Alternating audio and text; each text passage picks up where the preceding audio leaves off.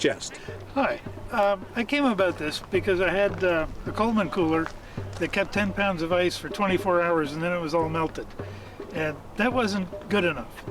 So I got this tub. It matches all the other tubs that I've got in the van, so it stacks nicely with everything else. So it was free. You had it. I had it. It was one of those precious things that was in the garage. That, you know, garbage. Yeah. And I got this polyisocyanate foam at Home Depot. It's a 1/2 inch thick, and it was $10 for a 4x8 sheet.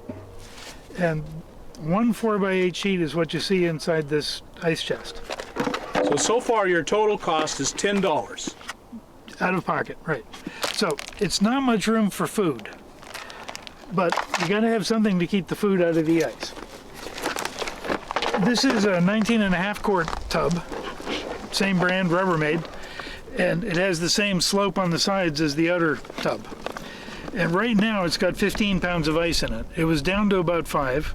I was at a store that had ice, so I went ahead and got another 10, and it fit, which is one of the things I wanted to do, is to have enough space for 1.5 10-pound bags. Now, inside the ice chest, it's just cut and pieced together. I used the spray foam to fill in the gaps. I didn't do a good job. Some areas I did a really poor job, but it's enough to hold the foam in place and pretty much seals up the gaps. How much do you have on the bottom? The same amount? Number of The bottom layers? is 6 layers. 6 layers. Which only leaves room for 2 on the top. Now, I thought it was a good trade-off to lose insulation on the top in order to gain it on the bottom. And you can always put blankets on top. And I can put sleeping bag on top, right. Whatever. I could even put more of this stuff on top of that. Yeah, just glue it on. Or just set it on. So this just sets in there, actually aluminum foil side up. Then if the sun hits it, it reflects it. All this stuff on the outside is aluminum foil on the outside. So if the sun hits it, it reflects it. And it's just cut with a razor blade. Some of it I cut with a bread knife, but the pocket box cutter razor blade seems to work better. And people, if they wanted a bigger one, well, they could always put in less insulation. Or they could buy a bigger box, just a bigger Rubbermaid tote. I used 5 pounds of ice in 7 days. So it's melting less than a pound a day. But it's been cold. It has been cool. If you use less insulation, it'll melt the ice faster. Right, sure. If you get a bigger tub for the outside, then you can put in more insulation. Right. Or more ice. Or more space for food. Right. And this was the trade-off that I wanted for my single person, just the stuff that needs to be refrigerated. Things like broccoli and cauliflower, apples, eggs don't need to be refrigerated, so they're not here. Now, this small one fits in here, but it won't fit now because there's too much ice in it. Right, but so in a day, leave that out. In a day, it will fit. And then daily, I stick a hose down in here with a little hand pump and pump out the meltwater. Mm-hmm.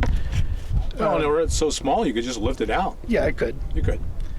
But I keep it under the shelf that the stove sits on, so I'd have to drag the whole thing out to do that. So right, and you don't want to end the weight. The easy way is a pump. A little hand pump. Yeah. It doesn't, obviously, have a drain like a Coleman cooler. Well, the cheap ones wouldn't. Some of the cheap ones don't have drains either. But so you have 3 inches of polyiso, and it's R6 per inch. So that would be a minimum of R18, and it's a little more, so it's probably about R20 on the walls and below. And you cannot spend any amount of money to get an R20 rated. Well, now you could. You could buy a Yeti is probably similar in the installation, but it's $500. Now, if you don't want to take the time and the effort to cut up the sheets of insulation, another way to do it is the way they package products for shipping. They'll take a cardboard box and spray it full of foam, the great stuff foam, throw in a plastic bag, throw in the product, spray some more, and then close the box. So you could take an empty tub, spray a bunch of the great stuff foam in it, drop the inner tub into it, and push it down just as far as you want, and let it set. Right. You'd be done in a few minutes. It would probably be less to get a couple of £3 cans or $3 cans of great stuff than one $10 sheet of polyiso.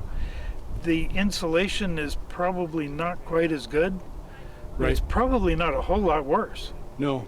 And if what's keeping you from getting it done is access to the ability to carry a 4x8 sheet, or the time, the bother to do this, use the great stuff. Right, that would be brilliant. Now, you said you had to put the plastic in so it wouldn't stick, That's shipping products, so that the product doesn't get stuck to the foam.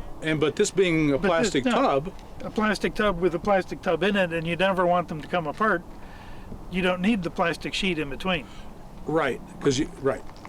Now, if you don't want to use a plastic tub because it's an odd shape, at places that sell cardboard boxes, you can get a 3-foot cube box, and a 3-foot cube box is probably about $2. And then you could put whatever you want inside. Right. And that's half-inch polyiso, Yes. and you chose that so it could be cut easier. That was all they had. That was all they had. That was easy choice. Yeah. Well, you're from Florida, we should Yes. add, and so they probably There's not much insulation in Florida. right. Well, for air conditioning there is, but for heat, no. Yeah, most of even here in Arizona, they'll have half, 3/4, maybe 1 inch, but I think it might be easier with the half-inch to conform to the curves. I mean, the angles. It might have been easier to use the half-inch and do multiple layers. Well, if you try real hard to cut it so that the angles match, you'll find yourself disappointed. If you use the great stuff as you're assembling it to fill in the gaps, Right. then the gaps don't matter so much. Not much at all. Then you can be a quick, dirty job will be perfect. And that's what I've got. Yes, but it's brilliant. It's $10. You had the box. Had the 2 tubs. And so even if you didn't have them, you'd go out and spend 15 at the most for 2 more tubs. And if you got bigger ones, you could get bigger ones, Whatever size. whatever size, and just spend a little more for the tubs. The inside one is going to have to be a plastic tub. The outside one could be a cardboard box. Right. So I'm really appreciative that you brought this brilliant idea to us. Glad to share it. Great. Thank you. Thank you. So folks, there you have it. You can make this at home. With a little luck, you can go to a thrift store and you can be into a cooler far better than any store-bought cooler for $10. And the handles won't break off. And the handles won't break off, and you won't spend $450, $500 for a Yeti. And no problem with the hinges either. No hinges. Thanks, Bob. I really appreciate it. Thank you. Talk to you later.